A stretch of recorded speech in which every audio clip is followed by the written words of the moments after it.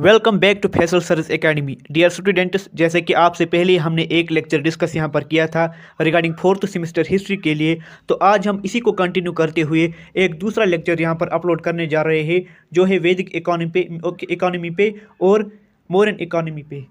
तो first of all हम वैदिक इकोनॉमी का थोड़ा सा इंट्रोडक्शन देखेंगे, उसके बाद हम इसके एमसीक्यूज भी यहाँ पर सॉल्व करेंगे। तो इंट्रोडक्शन में यहाँ पर लिखा गया है कि whatever information we get about Vedic period is only accessible to us through four Vedas. जो भी कुछ हमारे पास इन्फॉर्मेशन है regarding Vedas, regarding Vedic age, वो हमें किस तरीके से हासिल हुआ है, वो है through Rigveda, Yajurveda, Samaveda and Atharvaveda. Aryans belong to a superior branch from central Asia. जो भी कुछ हमें वैदिक पीरियड के मतलब जो भी कुछ इन्फॉर्मेशन हमें है वो सिर्फ फोर वेदास की बदौलत हमें वो इन्फॉर्मेशन मिली है। वो फोर वेदास कौन कौन सी है, जैसे कि ऋग्वेदा है, यजुर्वेदा है, समावेदा है एंड अथर्ववेदा है। Aryans belong to a superior branch from central Asia. जो ये आर्यंस थे ये एक सुपीरियर ब्रांच से ताल्लुक़ रखते थे जो कि सेंट्रल एशिया से यहाँ माइग्रेट हुए थे। कहाँ पर? हिंदुस्तान में माइग्रेट हुए थे। उसके बाद हम वैदिक इकोनॉमी के मतलब उनकी इकोनॉमी देखेंगे। जो वैदिक इकोनॉमी थी वो बेसिकली पेस्टोरल इकोनॉमी थी। कैटल रियरिंग उनका मेन ऑक्यूपेशन था। पेस्टोरल इकोनॉमी के साथ साथ वो कैटल रियरिंग भी करते थे और the measure of wealth was cattle and wealthy man was called Gomat. यहाँ पर ये एमसीक्यू आपके लिए बन सकता है, जो कि जिसके पास बहुत सारे कैटल्स हुआ करते थे उस इंसान को, उस शख्स को गोमत कहा जाता था। वहाँ पर रुपया कुछ नहीं था, वहाँ पर करेंसी नहीं थी, बल्कि जिसके पास जितने कैटल्स हुआ करते थे, जिसके पास जितने मेल मवेशी हुआ करते थे, उसको उतना अमीर जाना जाता था। ये थी उनकी बेसिक इकोनॉमी, पेस्टोरल और एग्रीकल्चर भी थोड़ा थोड़ा उनके पास था। एग्रीकल्चर इकोनॉमी में agriculture has the back become the chief means of livelihood. Although the land was still commonly owned, but the private property began to be recognized and the head of household गृहपति owned the land. जो कि agriculture economy में था। Agriculture economy भी एक chief means of livelihood उनके पास था। उससे related जो प्राइवेट प्रॉपर्टी थी, आल्दो वहाँ तक जो अर्ली वैदिक एज तक वो प्राइवेट प्रॉपर्टी का कंसेप्ट वहाँ पर वजूद में नहीं आया था, मगर जब लेटर वैदिक एज जब आई 800 BC टू 600 BC, उस दौरान प्राइवेट प्रॉपर्टी का कंसेप्ट भी थोड़ा थोड़ा वहाँ पर उसका आगाज़ होने लगा, यानी कि हर एक शख्स अपने नाम पर प्राइवेट प्रॉपर्टी को दर्ज करने लगा। उसके बाद हम उनका ट्रेड थोड़ा सा देखेंगे। हालांकि हमारे पास बहुत ही कम कलील सबूत हमारे पास उनके ट्रेड के मुतालिक है। Trade was meagre evidence of trade, यानी हमारे पास बहुत कम एविडेंस है उनके ट्रेड के मुतालिक। Unit of currency was Nishka, जो उनका यूनिट था। जैसे कि हमारे पास 1 रुपया 2 रुपया होता है, इसी तरह उनके पास जो यूनिट था वो किससे यूनिट करते थे रुपयों का? वो निष्का, यानी एक निष्का यहाँ पर एक टर्म दी गई थी, वो उसी के ज़रिए से उन रुपयों को यूनिट देते थे, यानी वही कंसेप्ट वो रुपयों को देते थे, निष्का। और यहाँ पर जो ये मिसप्रिंट हुआ है श्रिस्थिन्स क्या होता था? वो होता था गिल्ड्स क्या होता था? यानी एक ग्रुप ऑफ मर्चेंट्स, जो भी कुछ बिजनेसमैन हुआ करते थे वो एक आपस में ग्रुप बनाते थे, उसको कहते हैं हम गिल्ड। वहाँ पर वो गिल्ड का कंसेप्ट भी था अर्ली वैदिक एंड लेटर वैदिक एज में, वहाँ पर गिल्ड्स का कंसेप्ट। तो ये थी यहाँ तक वैदिक एज की इकोनॉमी, उनका एग्रीकल्चर, उनका ट्रेड। एग्रीकल्चर में हमने देखा कि जो एग्रीकल्चर जिसके पास बहुत ज़मीन हुआ करती थी उसको गृहपति कहते थे, और जो इकोनॉमी में जिसके पास बहुत कैटल हुआ करते थे उसको गोमत कहा जाता था, और जो एक करेंसी का मेजर था उसको निष्का कहा जाता था, और वहाँ पर गिल्ड्स यानी मर्चेंट्स का एक ग्रुप भी हुआ करता था। उसके बाद हम देखेंगे यहाँ पर मॉडर्न इकोनॉमी उसका कंसेप्ट और उसके कुछ MCQs.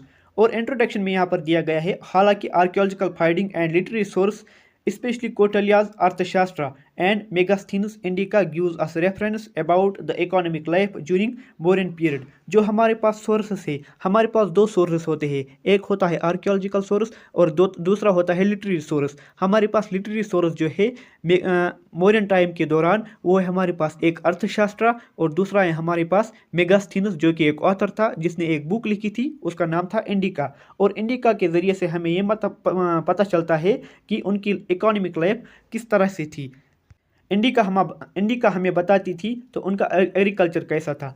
Agriculture formed the main source of occupation of a large section of the people. The land revenue on agricultural land varied from 1/4 to 1/6 of the produce. State maintained crown land headed by king. This land was called Sita Adhyaksha. Agriculture was the main source, यानी agriculture उनका backbone था economy के लिए, जिसका जो tax था वो था 1/4 से लेके 1/6 तक. और स्टेट जो था उसके पास अपनी कुछ ज़मीन हुआ करती थी. जो स्टेट को अपनी ज़मीन हुआ करती थी उसको वो क्या कहते थे? सीता दी अध्यक्षा. ये यहाँ पर ये टर्म आ सकती है आपके एग्जाम में ये पॉइंट डायरेक्ट आ सकता था. जो स्टेट ओन्ड लैंड थी, what was the name of state owned land? The name was Sita दी अध्यक्षा. उसके बाद कुछ टैक्सेस वहाँ पर हुआ करते थे. टैक्सेस में पहला ही टैक्स वहाँ पर पिंडिकारा, ये एक विलेज लेवल टैक्स था.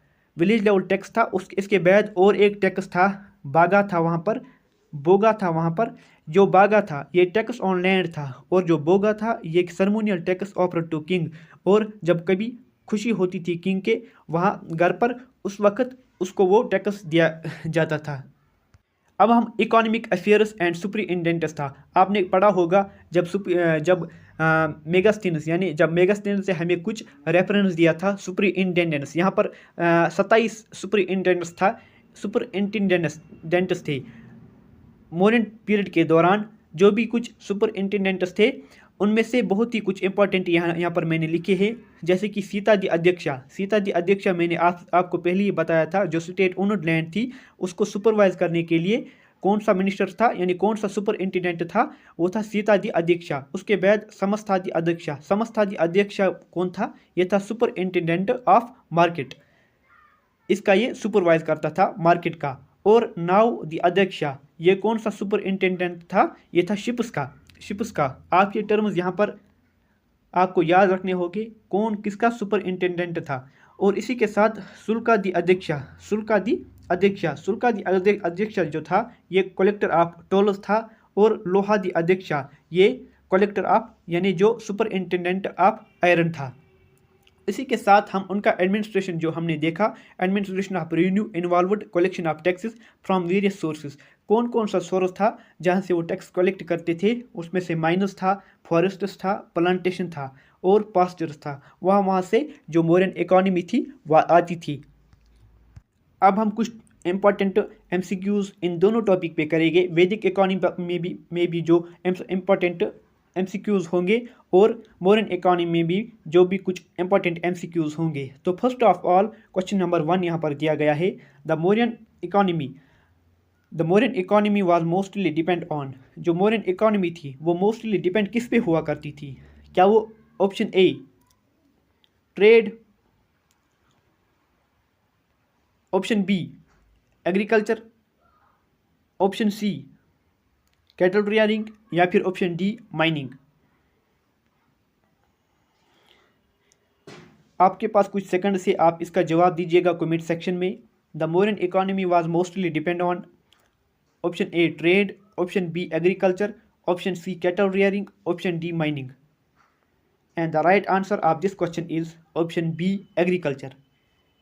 Question number 2, which department supervised market? कौन सा डिपार्टमेंट मार्केट को सुपरवाइज करता था? The right answer of this question is समस्थादी अध्यक्षा. मैंने आपको पिछली स्लाइड्स में बता दिया, जो समस्थादी अध्यक्षा वो सुपरिटेंडेंट था किसका? मार्केट्स का. Question number 3, on which sector Maurya has monopoly? जो मौर्य जो थे उनको किस सेक्टर पे मोनोपोली थी?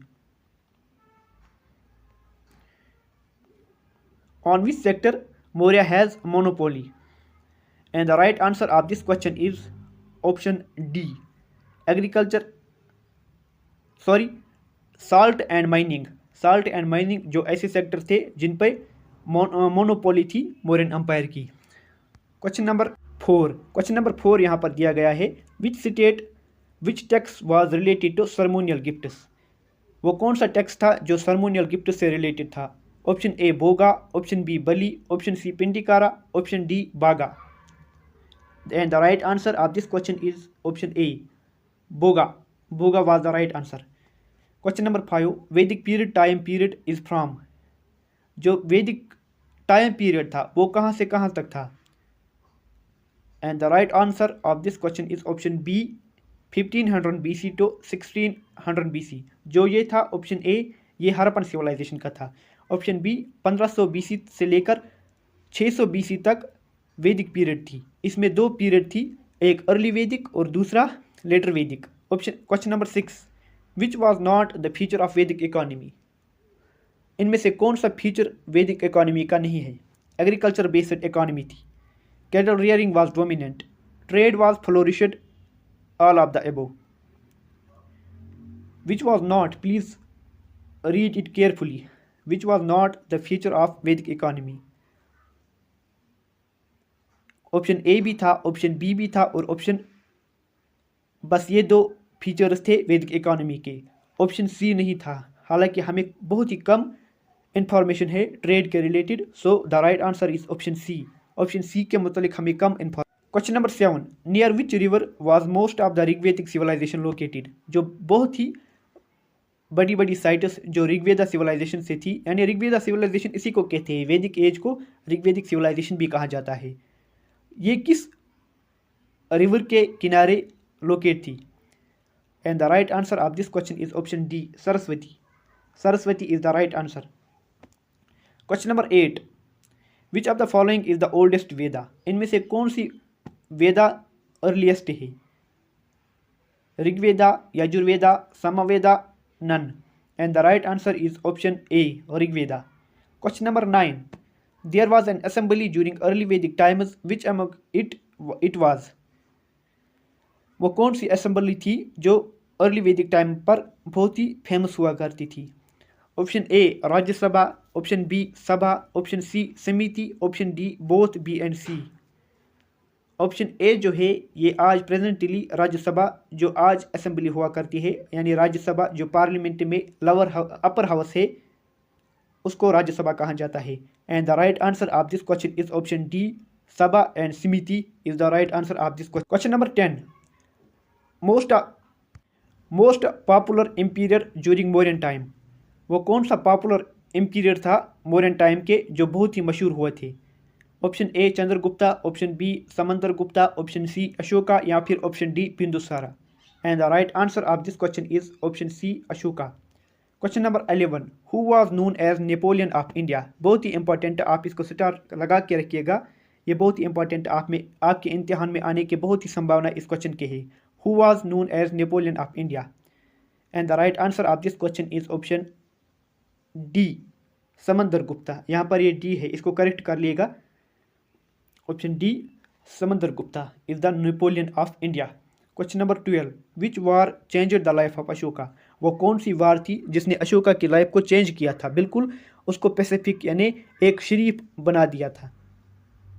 Option A Kalinga, option B war with Alexander, option C war with Greeks, option D none. And the right answer of this question is option A Kalinga.